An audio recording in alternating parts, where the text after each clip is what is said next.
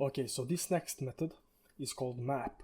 So map is basically looping through our arrays, same as for each. It will loop through each of our items, in this example user inside of our users array, and it will bring back us some data for each of those users. So how this is working, I will create a new array const of new users, for example, and I will set it to be users that map, and we will loop to each of the users, and we will bring back just a user.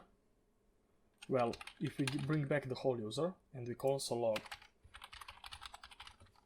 of new users, well, we would create the same, exactly the same array. But for example, if we are passing our user to this array and also index, and we are bringing back index, then new users would be just the array of indexes 0, 1, 2, and 3.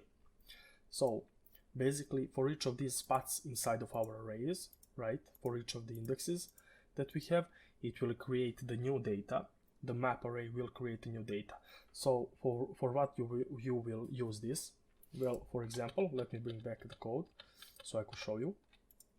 For example, if you had some bulk of data, a lot of data, right, for each of those users, you could have a last name, email, phone number, etc., and you wish just to create a new array to have a new data where you would have just a name or maybe the last name.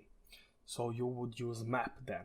Basically you would use for example, map on users array, and for each of the users you would use username to bring back the username, sorry, to bring it back. So you would create a new array of this array that will contain just user names inside. So if I refresh the page, you will see just John, Chloe, Paul, Anthony, and if I use age, you would then see just 22, 27, 18, and 18, and that is what the map array method is doing.